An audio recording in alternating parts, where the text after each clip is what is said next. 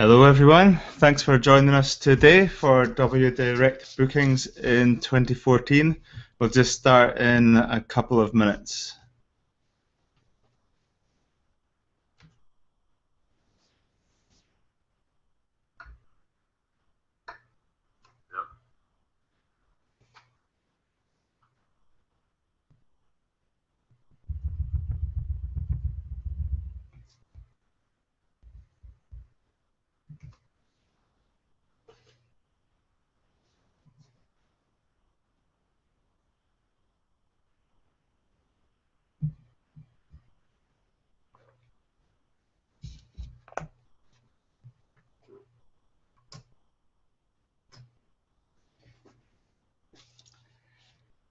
Okay, hello everyone.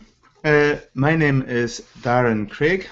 I'm founder of OnlineTourismMarketing.com, and thanks very much for joining me today. I know all your time is valuable, and I really appreciate you turning up for the webinar today.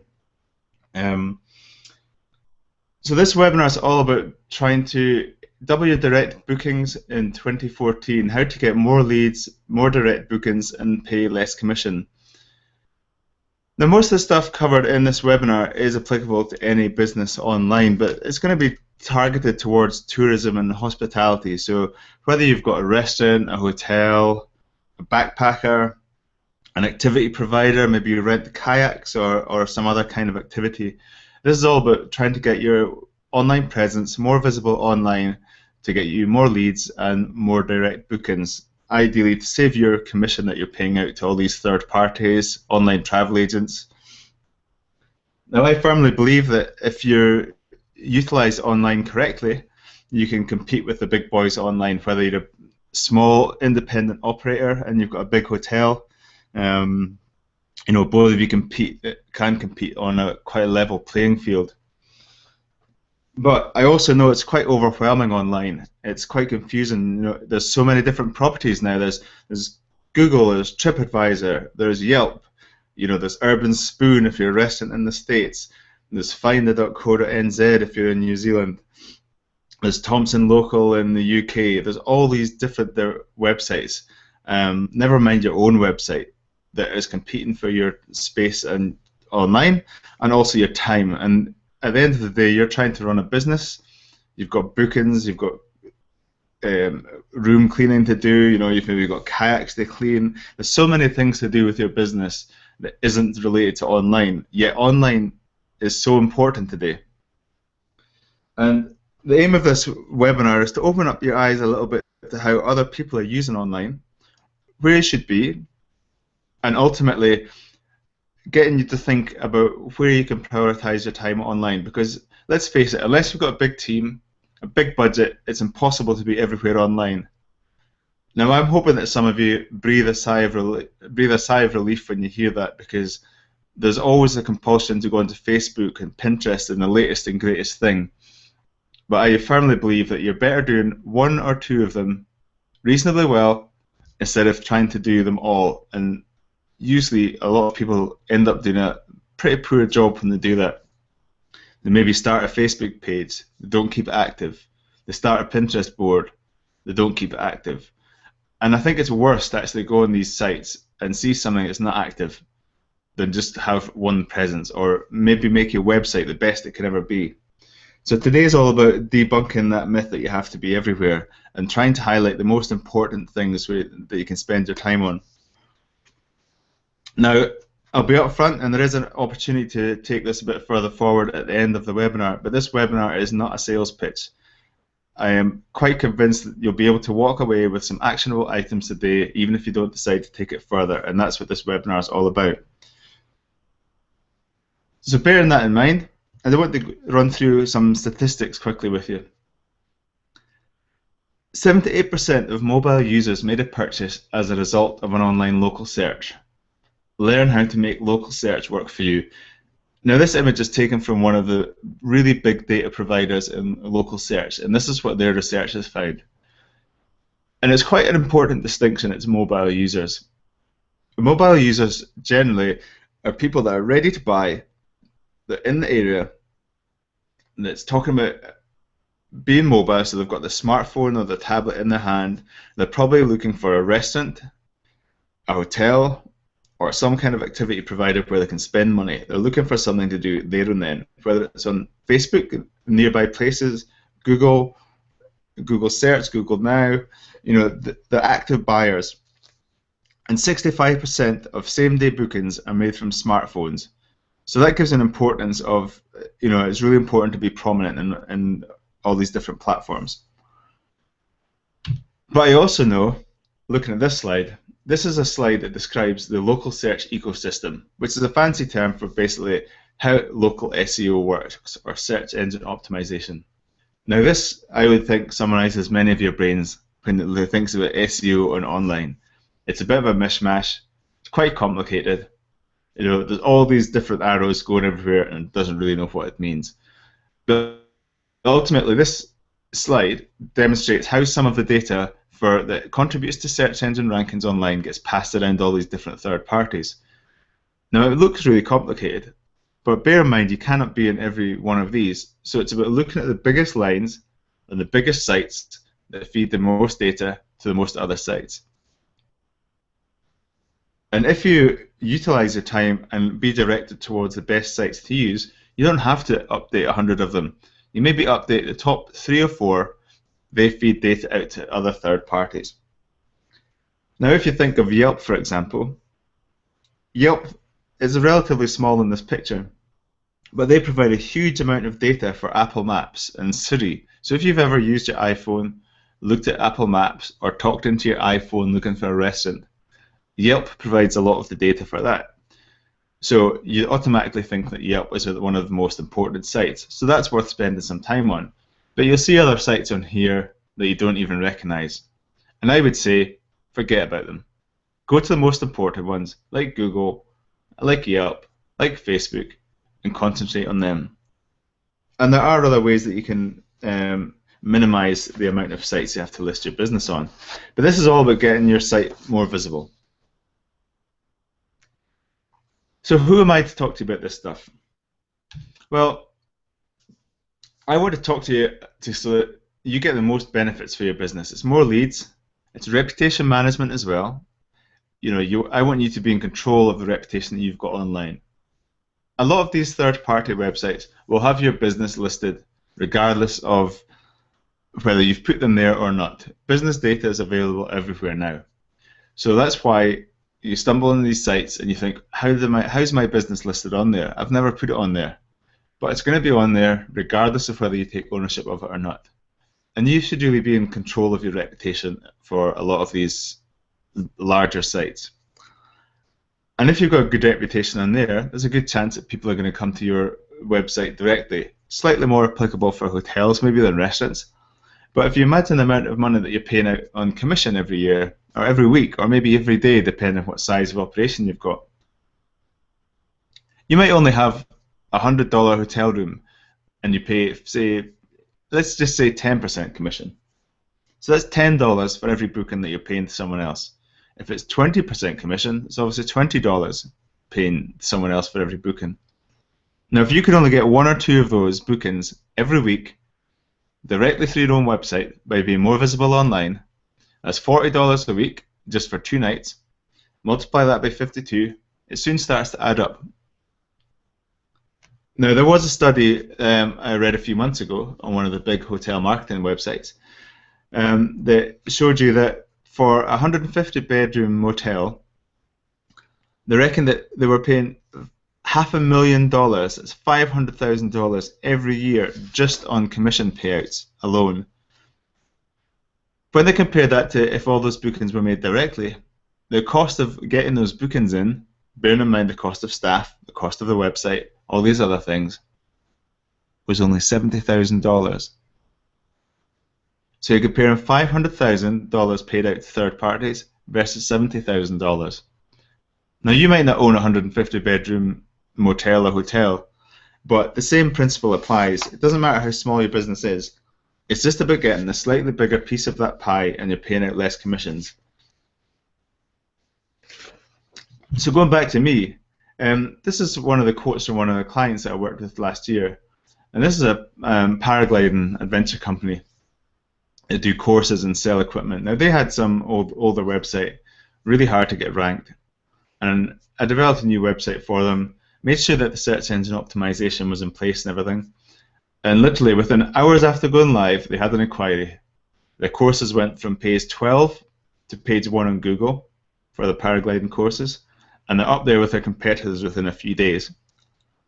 Now, to put that in context, this wasn't listing the website on hundreds and hundreds of sites. This was just making sure that the website was structured properly to have good search engine optimization.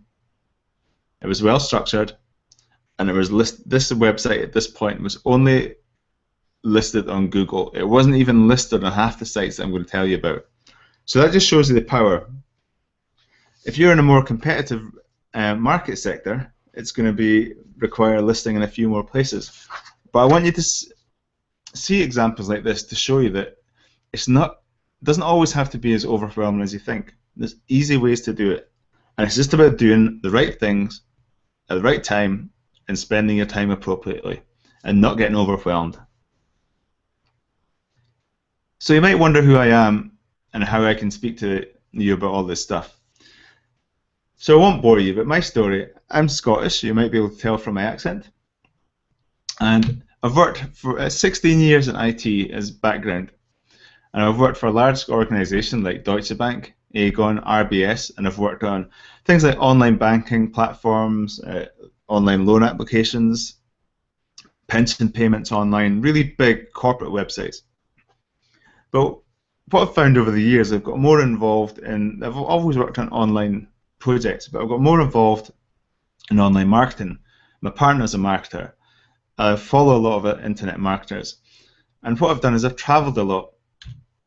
I spent 3 months in Borneo volunteering with youth development, and I've travelled to about 65, 66 countries and over the years, and I've got a real passion about travelling, and I've got a real passion about speaking to people and meeting people and helping them out where I can. So I often find that when I'm travelling, I speak to small owner-operators, ask them what they're doing online, how they're marketing, and most people are quite confused and overwhelmed. So that led me to, after my trip, I went back to Scotland and I was watching the clock quite a bit. So I decided to go travelling again and go to New Zealand. Huge tourism opportunities, huge tourism market. So I found myself talking to more businesses, and then I really had a passion for helping them out and realising there's a gap in the market to distill some of this knowledge out.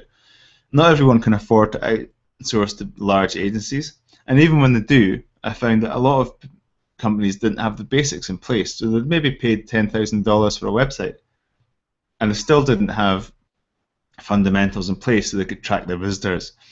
The SEO still wasn't done very well. Excuse me. And they still had some of the fundamentals lacking. So I went and did some website redevelopments, and I did some online marketing for a few different companies, from a luxury lake house in Wanaka to a track transfer company locally, and a Paraventures paragliding, and a financial consultant. And they all had the same issues. They all said it's too overwhelming online, we don't have enough time. So this is what this webinar is all about. It's about trying to distill that and showing you what the most important things, and also how people are using online differently. So there's 3 pitfalls I want to talk to you really quickly, and then we'll dive into some more details. There's 3 pitfalls you must avoid online. The first one is an ineffective Google presence. Google's everywhere. It's not the only search engine, but they're pretty much dominating the search market, as you'll probably be more than aware of. And the one thing is, it's not just maps, it's not just search, it's not just ads. They're everywhere. They've got all these different apps that get data fed. So this is a key thing that you have to be listed very well on. And if you're not listed well on Google, you're missing out on leads for sure. You're not appealing to customers. And if you look at these 2 examples of places to visit and stay in Dublin. So you've got 1 apartment in the top left, 1 review, no stars, and you've got a restaurant in the bottom with 4 stars, 43 reviews, a little bit more of a description. And you've also, if you notice, you've got 1 very switched on marketer advertising the Clarion Hotel Dublin Airport, so you get ads and maps as well now. But if you're looking at these 2, and you had to pick between the two of them, you're probably going to choose the Morgan because it's got more social proof, more reviews, and it's got 4 stars. And online is all about social proof now. Social proof, as they call it, is the new word of mouth. Excuse me. So which one would you pick? Now, I'm sure if you work in tourism, you'll be more than aware of Lonely Planet guidebooks. Now, the amount of people I've spoken to before in the past have said, like, oh, how do I get on Lonely Planet? I need to be on Lonely Planet. It drives everyone's business around here. This is the new Lonely Planet. Unfortunately, I love my guidebooks, but how many people do you find flipping through guidebooks now? Usually it's flipping through their smartphones or searching online. You know, this is the new guidebook, so you have to be here and you have to be present. The second pitfall that many people fall into is having an unclaimed citation site. So if you compare these two listings, these are both from a website called finda.co.nz, which is a really big business directory in New Zealand. Now, the top image is a business that hasn't been claimed by the owners, and the bottom is a luxury hotel in Auckland, which has been claimed by the owners. Now, if you see the difference, there's going to be some basic business information listed in the first one, but if you look at the second one, there's reviews, there's telephone, there's a website, there's contact details, there's descriptions, there's a map. You know, it's got a full listing, and so automatically, human nature, human psychology assumes that that's a better hotel than one that's not claimed. It's got more information, it's more cohesive. So if you don't control your business on these key sites in your market, and you don't have any reviews, it's almost like leaving money on the table. So it's really important to know what the important citation sites or third-party listing or review sites are important in your market sector. The third pitfall is an unclaimed Facebook page.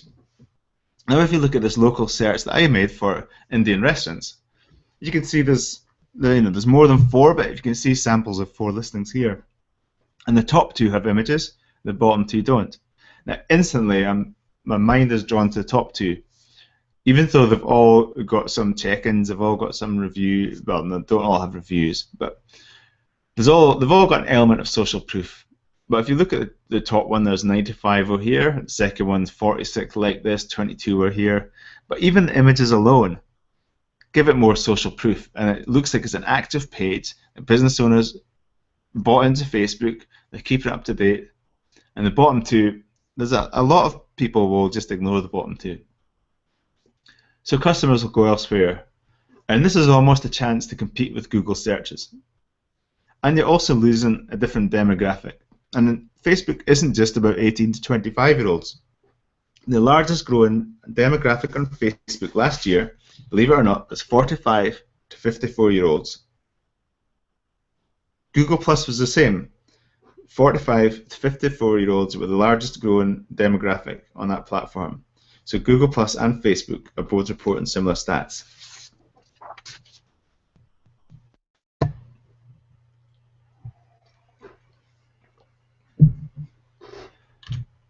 So, delving into a little bit more detail on those 3 things, I'm going to talk to you a little bit more about using Google to get more leads and more direct bookings, taking control of your reputation online, using the power of other websites, and capturing the extra dollars. Where else your business needs to be found, and why? So starting off with Google, I've also mentioned Bing here. The internet isn't just about Google, believe it or not. I've put Bing down here because you might not be aware, but in Facebook, the search behind Facebook is actually powered by Bing, not Google. So Bing becomes slightly more important now. So I'll go through, very quickly, I'll go through some of the Google searches that you used to see. And again, this is a local one. It's for an Indian restaurant. And you can see the top 3 have been listed. Normally it's top 7 if you're in a slightly busier place, and they call it a top pack in Google. Now, I can't remember the exact numbers, but I think yesterday I was reading something where 13% of people click on the first one, 7% of people click on the second, and after that, it's a much harder battle to fight. So it's quite important that you try and do everything to get on here. You can see there's some of these ones have got Google pages, they've got reviews.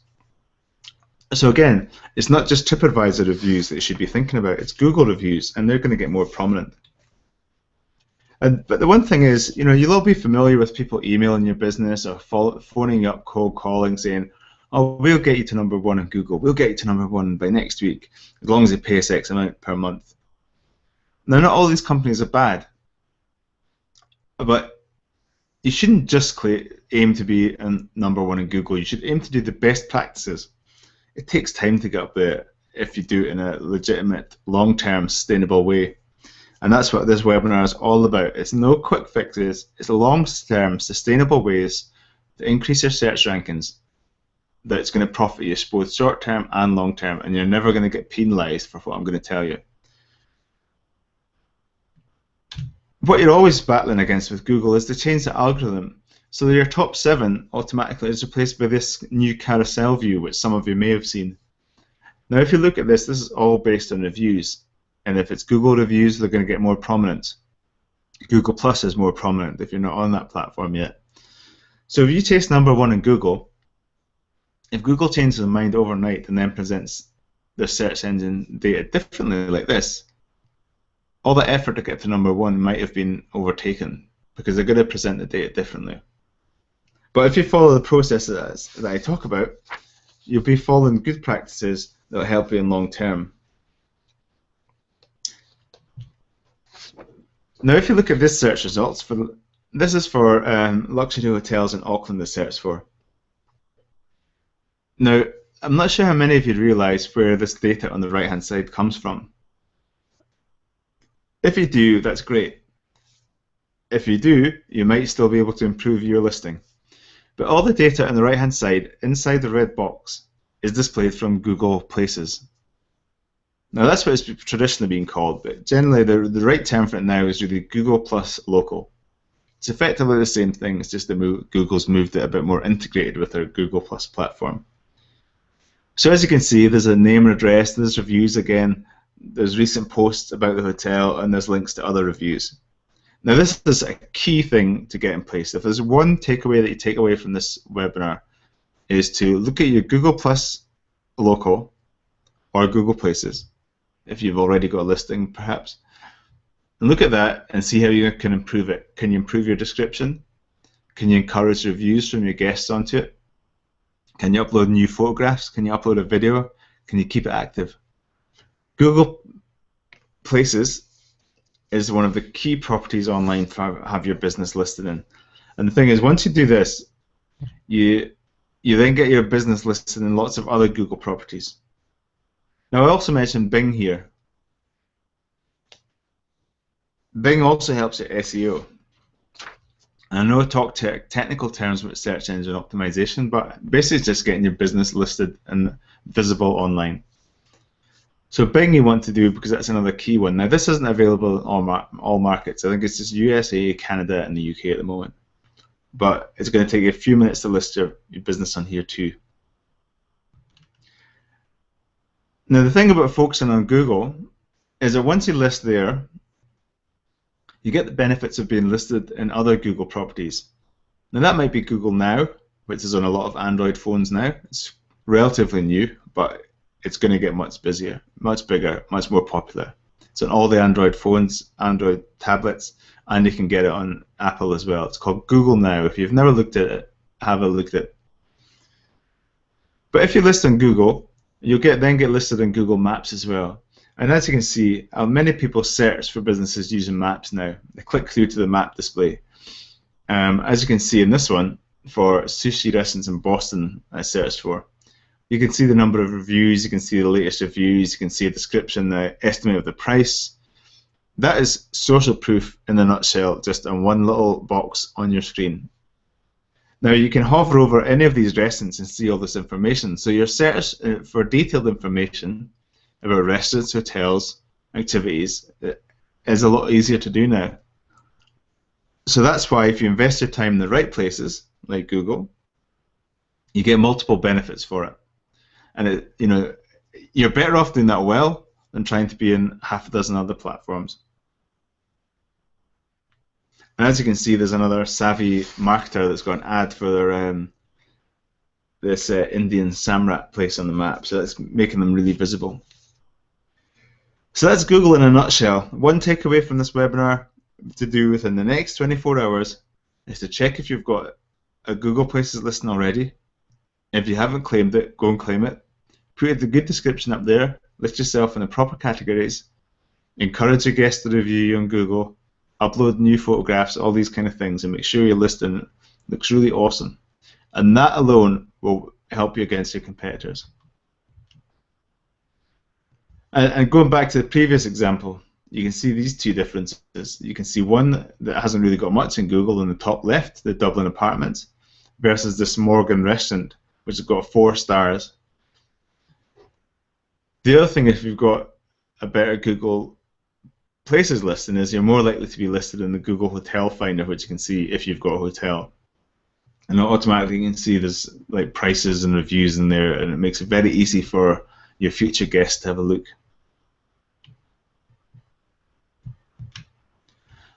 So the other thing I want to talk to you about is taking control of your own reputation online, and largely using the power of third-party websites. Now this is key. As I said, like a good old traditional paper business directory, your business is going to be listed on here, these different citation sites, regardless of whether you've actually put them there or not. So the key thing is knowing the big ones in your market, concentrate on them. If you're a hotel, restaurant, TripAdvisor is going to be key. You might have Yelp as well. You might have Finder.co.nz if you're in New Zealand. But you get double bang for your buck by investing time doing these citation sites. It's not just listing your business on them. Listing on the key ones is going to help where you appear in the search online. The more listings you've got on the prominent ones, the more up to date they are, the more reviews you are, the more you're going to gravitate towards the top of that online search. Now, whether you like or loathe online reviews, 79% of customers trust them, and that's according to brightlocal.com. That's not one of my numbers. That's one of the big local search providing companies. And if you're not in control of your online reviews and responding to them, other people are, effectively. If you get a negative review, you don't answer them, 79% of people are going to gravitate towards that. Now, we'll all get the odd rogue review, and it's not just about dealing with online. Ultimately, it comes all the way back down to your property. Obviously, your staff and yourself have to be treating guests as though they're going to be the one that's going to write you a bad review online. You've got to be treating your guests up front as you would. It's not just about dealing with online. And these are some of the example sites that you can have. Now, again, it depends which market sector you're in and which country you're in, which sites are the most important for you. But Yelp is a key one that's in many places across the world. TripAdvisor is obviously a key one. But you might find if you're a restaurant, you might be listed on something like Urban Spoon in New York, or I think there's Grubhub, and there's all these different other ones. Now we'll come to that in a little bit here. So these 3 screenshots are taken from different parts of online reviews. So the left-hand side one and the top right is taken from Google. Generally, these are coming up in your Google Places or Google Plus local reviews. You can see the stars there, and you can see there's more reviews from somewhere else. If you look at the bits in the red, for example, you can see Seamless, Zagat, Insider Pages, Urban Spoon, and Grubhub. Now, if I was a restaurant in New Zealand, I think Urban Spoon's just in the States. There's probably no reason for me to spend time being listed on them.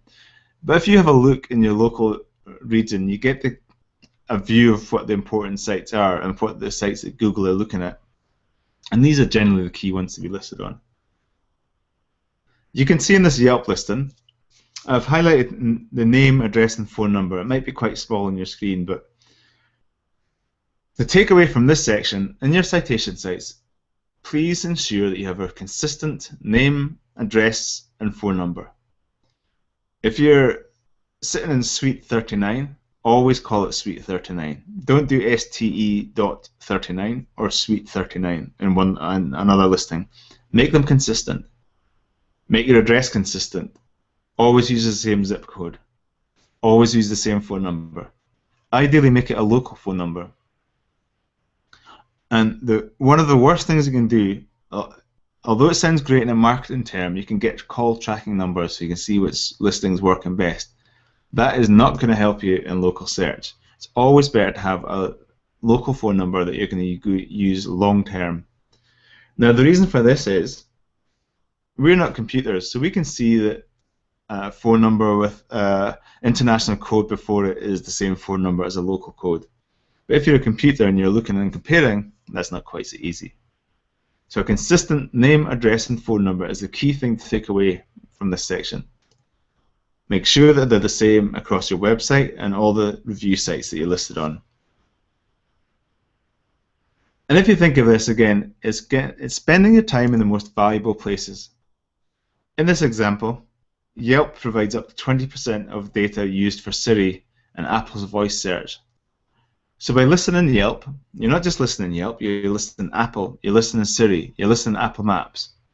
By listening to Google, you're not just listening in Google search. You're getting your data shown on the right-hand side. You're getting listed in Google Now. You're getting listed in a Google Field Trip application. You're getting pushed out to Google Maps. Whereas if you look at some of the smaller sites, citation sites, you might spend a lot of time keeping them up to date, but they're maybe not as relevant. And let's face it, we don't all have time to keep them all up to date. There's just too many of them. So don't get overwhelmed by all of these sites that you see listed here. Even if you see the one under more reviews, don't get overwhelmed. It's picking the key ones for your market. If you're a tradesman, for example, you might have some really local trades website that you could be listed in that's going to help out, just as much as TripAdvisor. I mean, you won't be on TripAdvisor if you're a tradesman, but you get where I'm coming from. Now, I want you to show you TripAdvisor as well. If you're in tourism, you're probably well up to date with TripAdvisor. But what you might not have seen is TripAdvisor linked with Facebook, which many travelers do now. As you know, Facebook is key. Everyone's checking into places, they're commenting on places, they're showing their friends where they are. But if you link your Facebook account to TripAdvisor, if you haven't done this before and you're on both platforms, please do it and have a look at it. If you can see these two screenshots, I just want to show you how valuable social proof is again. This is the new word of mouth. You don't speak to so many people to ask them things, unfortunately, anymore. You look online, If you might have heard bad chatter coming back about your business in the past, but now you might not even hear that because everyone's just searching remotely online. So on the left-hand listing, I get the option to show where my friends have been first. So I can see in this homestead here, one of my friends likes it. I can see this Tin Tub Luxury Lodge, one of my friends likes it. So if I want to know more information, I can just phone up my friends and get real first-hand information. And the chances are, if one of my friends has liked it, that's as much social proof as I need. And as long as the price and everything else is in the same region as I want, I'm probably going to end up booking one of these because they've already been recommended by my friends. To show you the power of this as well, Tin Tub Luxury Lodge, when they were listed, when I took the screenshot, they didn't even have online booking on their website. So they're listed second in my listing, and they not even have online booking. So again, it's not something I would recommend for a hotel, not to have online booking, but it shows you that if you put a little bit of effort in the right places, how valuable it can be. On the right-hand side here, I've just searched it slightly differently. I've ordered it by ranking, so reviews. But TripAdvisor is showing me where my friends have stayed in Wanaka, so I can see where they've stayed, and I can click to see where all my friends have stayed. And that's going to save me so much time if I'm trying to book a trip. I can just look where my friends have been, trust I like what they like, and book it.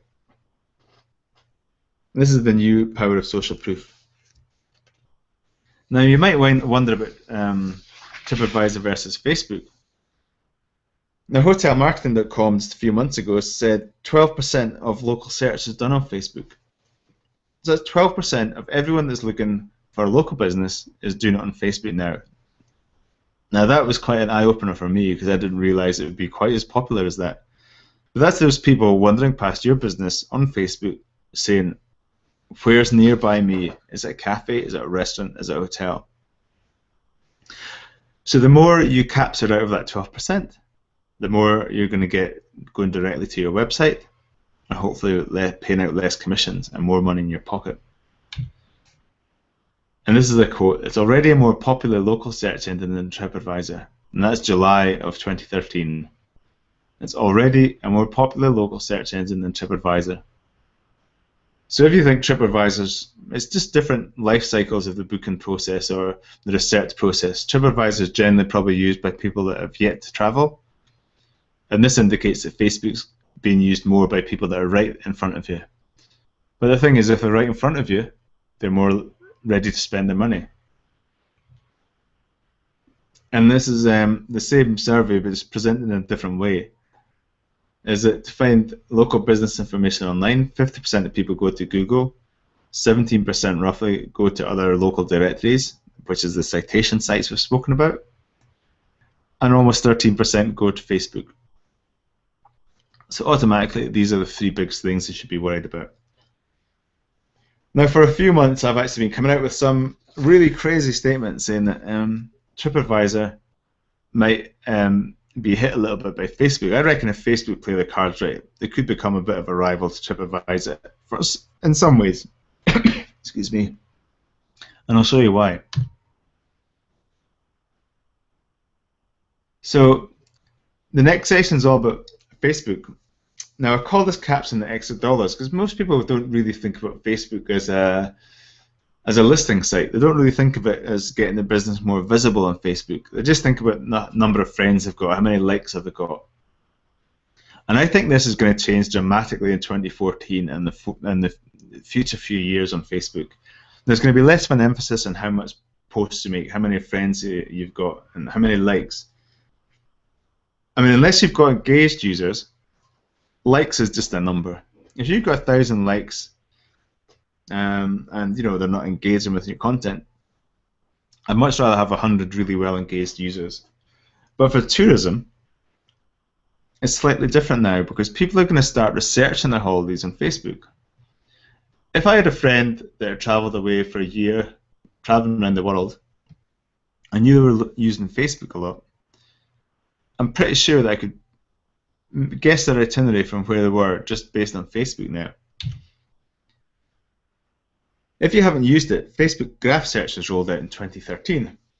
Now, for this section, I want you to go and have a play in your Facebook account and see what you find out. Many people haven't really used Facebook Graph Search, but it's hugely, hugely powerful. And its presence is only indicated by a little search box in the top left. If you type in the search box, you'll see I've typed here where my friends visited in Sydney. So this was me researching a weekend in Sydney. And again, this is like a new version of a guidebook, I think. It's almost like Social Proof Revisited. So I started off this search like this, and then I got these search results. So where have my friends been in Sydney? I see the usual suspects listed first. I see Darling Harbour, I've got Royal Botanic Gardens, I've got Sydney Harbour. And I can see some reviews, big deal. It's just like Google really, but it's a lot more powerful than Google because I can see there's 45,000 people have liked Darling Harbour. There's not so many people like the Botanic Gardens, but that's probably just by the nature of the type of attraction it is. There's 15,000 people have liked Sydney Harbour. There's stars there, there's reviews there. But not only that, if you look in the circled sections on the left-hand side, I can see which friends have been there. You don't get that in Google, not yet anyway. So again, if I want to find out a little bit more information or get top tips about those attractions, I know exactly which one of my friends to go and speak to. Now I would have had no idea that Daisy or Luke had been there or Katie had been to Sydney Harbour because they're my friends on Facebook. I maybe don't keep in touch with them quite as much as my colleagues at work, but I know that I can message them straight away right now and find out a little bit more information. So it's social proof. And if you think that's powerful, on the right hand side even, I can narrow that search down to even visited by my friends, and I think visited by my colleagues is there as well. And I can see places on a map. So it's really extending what type of search that Google's got. Now I do think as Google Plus gets a little bit bigger, they'll go more towards that direction as well. But if you compare this to TripAdvisor, it's very similar kinds of functionality. If you compare these screenshots to my TripAdvisor screenshots, for example, when I've got Facebook integrated. Now you might be struggling to get listed on Google search, but it's going to be relatively easy to get listed on here compared to listed on Google if you're in a hugely competitive market. So this is your chance to almost compete against Google search. And again, everyone focuses on TripAdvisor reviews in tourism and hospitality. How many reviews are on TripAdvisor? Where's my ranking on TripAdvisor? Because it's so powerful. Love it or loathe it, TripAdvisor is so powerful. But again, this is to show you that you shouldn't really just care about TripAdvisor reviews. You want to care about Google reviews now. You want to care about Facebook reviews. Now, you might think, how can I ask every guest to review on all these different sites? But again, it doesn't have to be complicated. You've probably got a little card in your business that encourages reviews. And if you haven't, you've probably seen them somewhere else. You know, they're just little cards that you pick up at the desk when you leave and pay. Now that could go to a website that lists all the different places and links to review. So you leave it up to the guest to which one review. You don't just give them the choice of TripAdvisor. You can kind of share the love. There's other savvier ways that I could go into in a bit more detail about how you can do that and not have to print all these different sites on your card. But there's, you know, we've only got a limited amount of time today. But when you do it, make sure that it's interesting for the guest as well. I say no more boring Facebook or Yelp ads. You know, like we've all seen these ads. They've got like us to find out about our specials on Facebook, but make it a little bit more interesting. This image on the right-hand side is from one of my local favourite cafes, Joe's Garage in town. And instead of just having a bog standard thing that they printed off the Facebook website or the Googles and Google images, they've put a little bit of effort and say, like us and go into the draw to win a Joe's gift card, including a gift pack including a t-shirt, a cap, and a $100 gift voucher. So it's just a little bit more interesting, and you know, it's going to get people a little bit more engaged rather than just reading some same sign as they read everywhere else. Now the key thing about this is, don't just give away something like $1,000 or an iPad, because everyone wants one of them. Give away something that's going to be relevant to your guest. It's going to, and a more engaged guest. So vouchers for your restaurant, or you know, something that's going to encourage them to participate and engage with your business. Everyone wants to win an iPad. You know, I'd enter your competition to win an iPad, even if I don't like Japanese food, for example. I do like Japanese food, by the way. You can have fun with this as well. You know, I've seen there's a classic one online where there's a restaurant in the States somewhere, and they obviously got a bad review on Yelp. But what they did was they put out a little cardboard board in front of the restaurant and said, "Come in and join us and have the worst hamburger in the USA according to Yelp." You know, so they're using the situation and turning it around to get a bit more engagement, and you know, people will probably laugh at that, and then they'll kind of ignore the bad review that they might have seen. So there's a lot of different strategies you can use on Facebook as well for engaging guests, particularly local guests. So, you know, you might be a restaurant trying to fill empty seats at the weekend. You might be a hotel that's got a spa, or you've got a restaurant that, you know, you want more local businesses, local sort of guests to come along there and repeat businesses. You know, maybe you've got down seasons and you want to try and fill up empty tables. So this is examples of some of the local businesses in my area and how they've used Facebook. This example here is from Treblecone, which is a local ski resort. Now this was at the end of summer. No one's in the mode of thinking about winter yet, really. It's still enjoying the sun, they're out in the shorts. But they sell their season pass tickets off before the end of summer, and you know, if you buy them early, you get them cheap. So this advert was reminding me I only had 3 days left to get my cheap tickets before they went back up to normal price. This is a local bar that was relatively new at the time, and they posted a Facebook offer. So they're selling me a large pizza, including 2 beers and wines, and claim the offer. And by doing this type of advert, one of my friends has already liked that bar. So again, it's got social proof before I've even claimed the offer. So I think, well, if she likes that bar, it must be quite cool. It's worth checking out. And when you claim the offer, it gives the business the person's email address once they redeem the offer. So you're building your local leads as well. Now, I believe this type of offer is going to be taken away by Facebook this year, which seems crazy to me, but I'm sure there'll be an equivalent that it's replaced by. There's another business here, which is a really well-known jet boat company.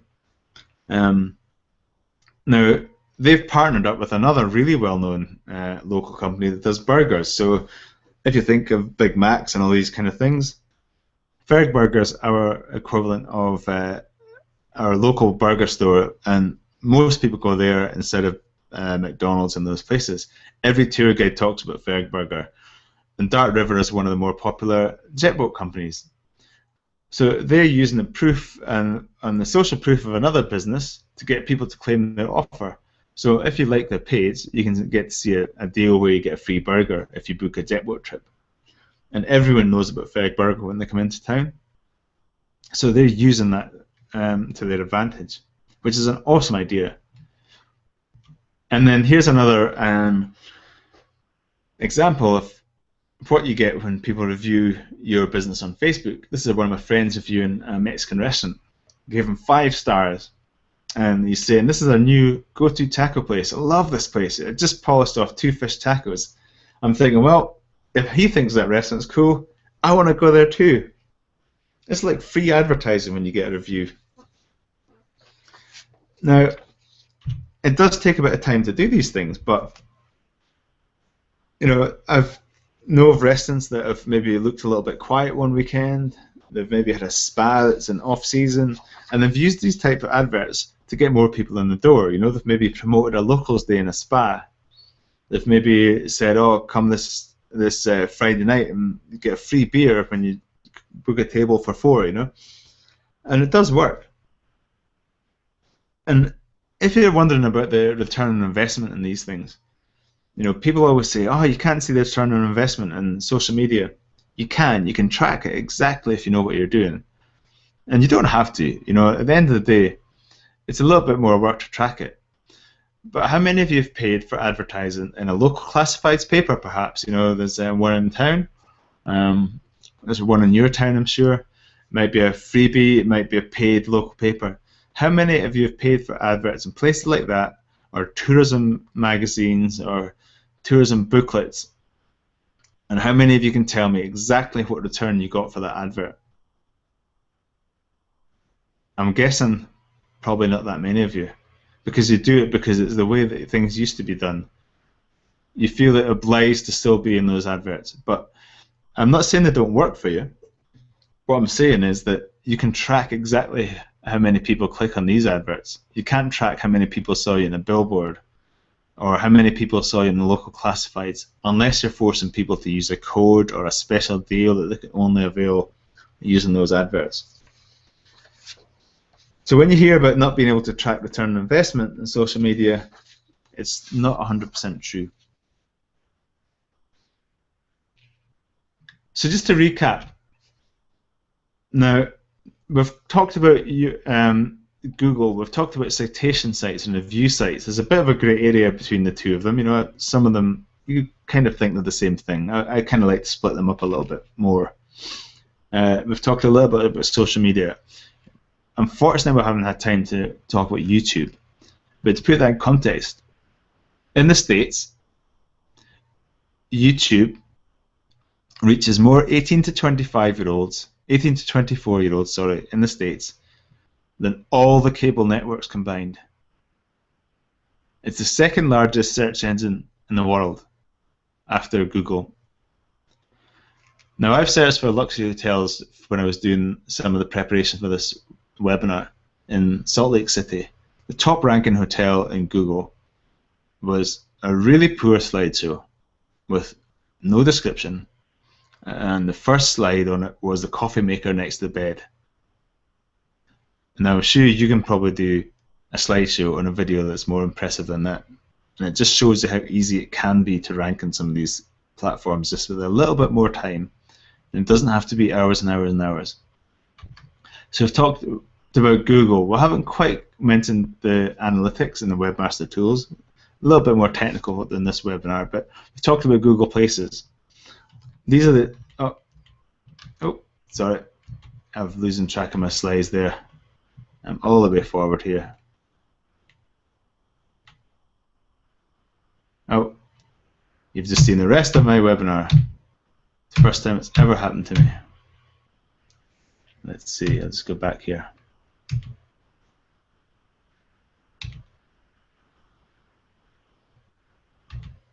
Yeah, sorry about that.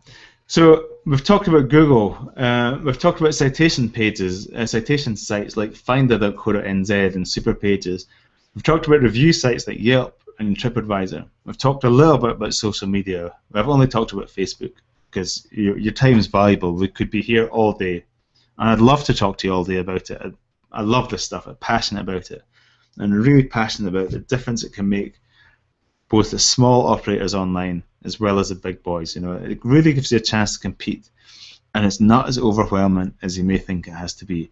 It's just about focusing your time on the right platforms where your customers are going to be that's relevant for your business, not what everyone else's business is doing. What's relevant for your business? There's no biggest frustration for me than seeing someone fight with Facebook and get really challenged, spending all the time on Facebook, and then I find out that they don't have a good Google Places listing, which is going to be a lot more powerful than Facebook. Or you start on Facebook, you've got a dead Facebook page, but you don't have analytics set up, so you can't see how many people are visiting your website. It's all about, for me, is going on the key things at the right time and doing things in the right order and not being overwhelmed by it. You know, I've put off video myself. I thought, oh, it's too difficult, it's too difficult. If you joined this webinar, you might have seen my intro video. Now listen, I know it's not the best video. I'm surrounded by amazing scenery. I could have shot outside, but the weather's been a bit dull recently, you know. But really, from shooting that video, doing a few takes to putting it online, was within an hour. And I had been putting it off for ages, so I know how painful it can be. It's overwhelming. But I've intentionally put your website in the center of this wheel because a lot of clients have came to me in the past and they say, oh, I need a new website. I need to change my website. I need to put some new pages on my website. And I've seen people approach me before when they've spent maybe $10,000 on a website, and I look at the website and think, you spent how much on that website? And they didn't even have their business model sorted out, you know. They didn't even think about all these other things. Now, you can have the most amazing website in the world, but if it's not optimized for search listings and you don't have all the other things sorted out, it's the equivalent of having a really cool website that's stuck in the middle of a deep, dark, dense forest in the middle of nowhere. And having all these things set up around you, outside of your website, I see that as building a road to your website, making it more visible. Almost like taking it from the back page of the newspaper and putting it on page one, you know. The more of these things you have in place, the more you're going to help get it to page one. But you don't have to do them all. Some of them might not even be relevant for your business. So to recap how I've helped some previous clients, so I've helped Easy Hike, which is a track relocation transport company. Now they were rebranding. They were quite a bit worried about their search engine rankings because they were changing the name, you know. They were changing their website. And, you know, they were doing stuff themselves, kind of knew a little bit about what they were doing, but, you know, they were kind of sitting there overwhelmed by what to do. What was the most important thing to do? So I helped them with their website, helped them set up the SEO on their website, talk through some of the other platforms, and after that they said, you know, after a few months where they felt that the productivity was a bit low, the website's great and the SEO has all been looked after, and the search engine rankings weren't really affected at all. And now the business is booming. It's awesome to see the difference.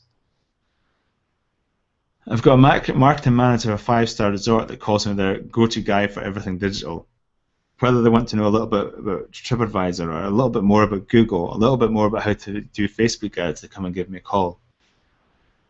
I've got a traditional tradesman up here in the top right, who again just had a website, listed them in Google Places and did it well. and he was on page 1 on Google for his target keywords within days. I've got Paraventus paragliding. You know, he had a website. He'd manually updated it, so time consuming. But he went from like page 12 to page 1 on Google for his courses. He had inquiries from the other side of the world for second-hand equipment he was selling, and this all happened within days of his website going live. Now, generally, if you're building up your search engine listings, it's kind of a slow-burning process, but some of these things can happen really quickly if you do the right things at the right time. And you don't have to do everything. So, I know your time's limited. I'd love to talk for ages and days and hours and everything, and talk about exactly more detail about all of these platforms.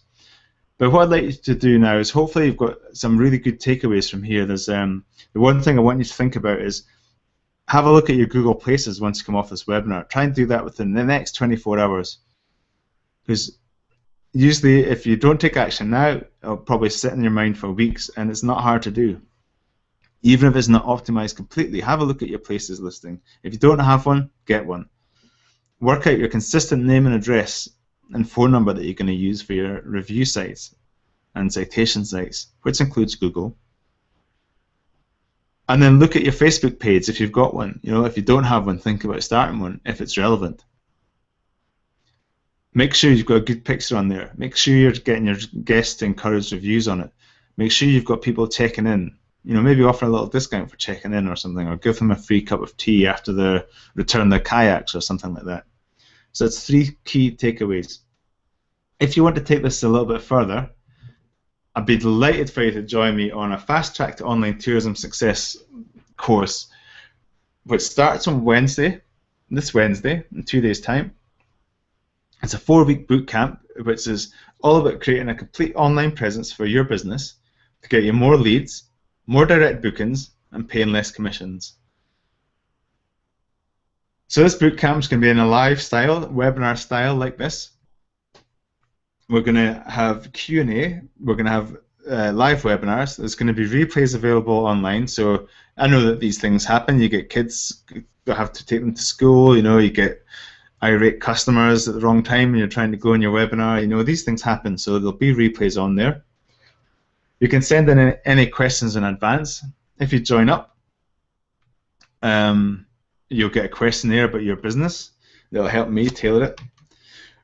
The contents of the course is going to be week 1. It's going to be about laying the foundation. So this is all about understanding your online ranking, getting more direct traffic and leads to your website.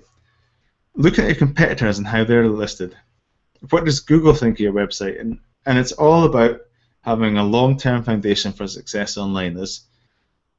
I follow a lot of internet marketers who will try and sell anything online, but some of their techniques are really good and some of them are really bad. And if you use them for a long-term business, they're going to hurt you when Google changes their algorithms. So everything I talk about is really proven long-term success factors to help your listings online. Week 2 is about leveraging other websites to take control of your own online reputation. So this will be about demystifying that complex spider's web that I had up at the start of the webinar about local search.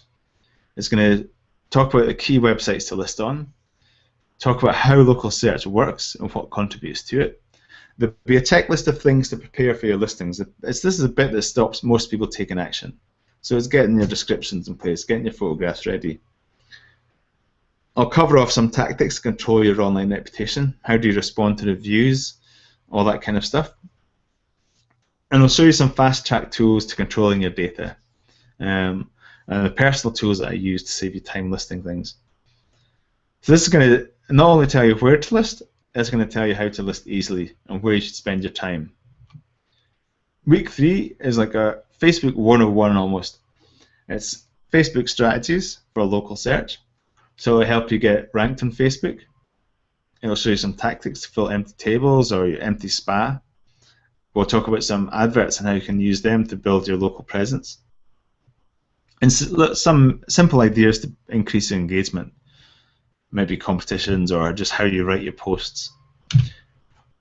Week 4, I intentionally left your website until the very end. Your website's only a small piece, well, a large piece of the online puzzle. It's an important piece, and you want to get people attracted to your website. So this is going to bring all the rest of the course together and bring it back to the focus, back to your website. It's going to be how to regain commissions from the OTAs, online travel agents, if you're a hotel in particular. Common pitfalls to avoid on your website. Things that you can do that will make it a lot easier to get in touch with you directly online. This will bring the whole course together, like I said. It's about we'll cover about other content that you can put in your website that'll drive a little bit more traffic to your site. And some of the resources that I personally use to do website reviews. Now that might get a little bit more technical in there, but I'll try and keep that quite straightforward. I mean, maybe it's not you that actually updates your website, but it'll let you ask the right people the right questions. So I'd be delighted if you wanted to take this webinar a bit further, and if you join this course, I'll give you some bonuses as well. For each module, after we do the webinar, I'll send you an action checklist for each module. So this is like almost like a step-by-step guide of things that you can do and take action on straight away. It's going to bring returns in. It might be getting listed in Google, it might be sorting out your descriptions or working out who your guest is. So every module you'll have a checklist to go through. I'll give you a Yelp 101 document. So this will be about how to optimize your Yelp listing. You can apply a lot of these principles to other citation and review sites. We'll give you a website review checklist. So whether it's you that does your website, or you might have a friend or an agency that does it, you can look at your website and look at these checklists to see how you can improve it.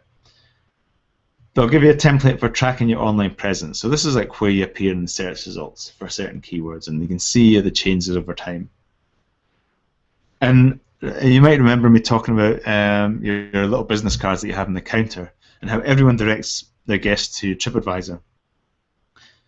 I'll show you some top techniques for getting online reviews across multiple channels. So you're not just getting it on TripAdvisor, you'll give the guest the opportunity to do it on Facebook, Google, and other places. And I'll talk about how you can do that with the same business card and not have to update your website every time, or update your printing cards. So your business cards being printed, you don't have to update them every time to get reviews in the different places. So today, I'd like to offer you the special deal of joining me on this 4-week bootcamp for a webinar special price. It's only one easy payment of $197. Now I wanted to make this a little bit more, but it's the first time we've run this course, so you're getting in at an early bird price to reward you for taking some early action in the course and joining up. It's a 100% money back guarantee, so I'm taking on all the risk. You can join in the first couple of courses and see what you think of it. If you don't like it and you haven't learned anything on it, you can just email me and you'll get 100% money back guarantee, no questions asked, and we'll part as friends. And you can join me in future webinars, no problem whatsoever. So if you want to join this, it starts on Wednesday, or Thursday if you're in New Zealand or Australia. And if you head on over to www.tourismbootcamp.com/join. Now, I'll just display an offer which hopefully was appeared in the right-hand side of your screen there. So if you head on over to www.tourismbootcamp.com/join, JOIN. If you head on over there just now, there'll be an easy payment form on PayPal. You can pay using your PayPal account or a credit card. And it's just one easy payment of $197 US, and you can join me in that bootcamp. Now this is all about taking action and improving your online presence to increase the direct bookings that you get online. So $197, it's quite cheap for what you're going to get out of this. If you think of, many people might pay a design agency or a web developer, some people are paying $140 an hour just for that,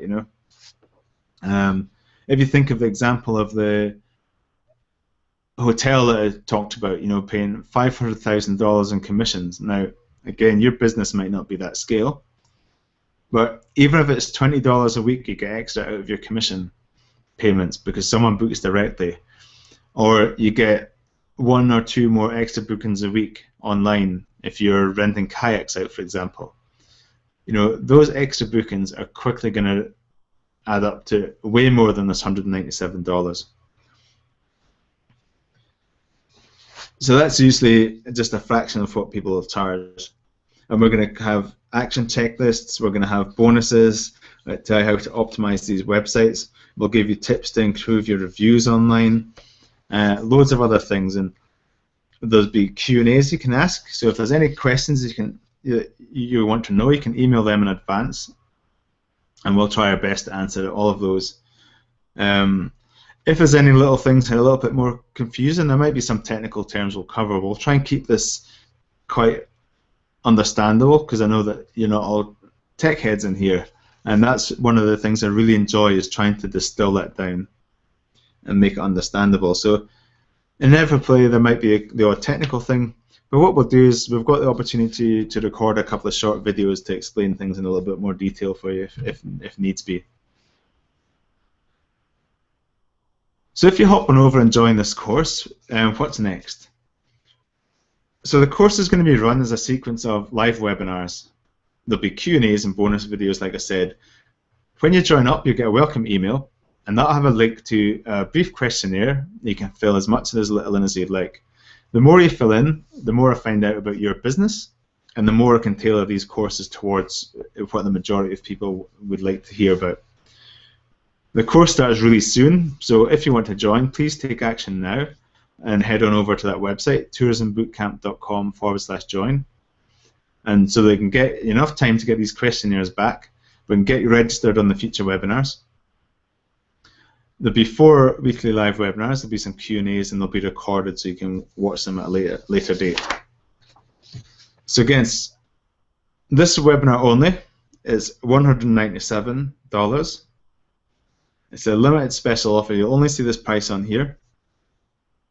So head on over just now if you're interested. And it'd be awesome to see you on the other side. We'll keep this offer open for a few more minutes. I'd just like to cover off, what the key thing about the webinar and the course will be is to show you where you can spend your most valuable time online. So again, if you spend time on Google, you'll be able to get the benefits of being on Google Now. You'll be able to get the benefits of being on Google Maps, and if you're on Yelp, you'll be listed in Apple, all these kind of things. It's not about being overwhelmed about what you have to do online. It's about distilling it down into nice, simple steps that's manageable, and you can chunk up, and you can do within a reasonably short time frame to get the best benefits. Let's face it, your time's valuable. You're trying to run your business. You've got guests running around. You've got bookings to make. You've got cleaning to do. You've got staff to run. All sorts of stuff are competing for your time. So the last thing you want to do is to try and get on all of these different properties. It's just about doing the key things initially.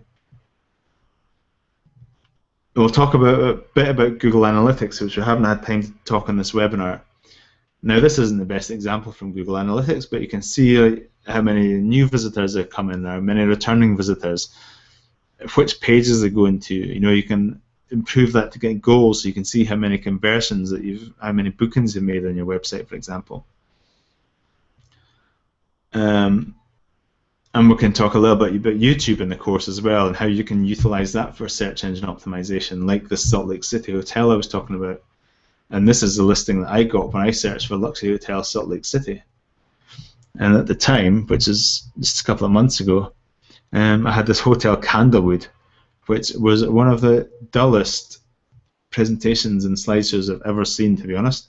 It had a very little description, and it had a picture of a coffee maker as the first slide. Now, I'm sure the majority of you here could take out your iPhone and go and make a video that's going to be a little bit more compelling than that, or at least know someone that could be able to do it for you. A brief description using the right keywords, and you've got a chance to be competing up there on Google. So again, I'd be delighted if you want to take this further. If you haven't, I'm sure you've got some takeaway steps you can take forward tomorrow or later on today, depending on your time. So Google Places, citation sites, your consistent name and address, and look at your Facebook page. But if you want to know more about that, please head on over to this website just now, tourismbootcamp.com/join, Join, and join us on the Fast Track Bootcamp. It would be awesome to see you in there.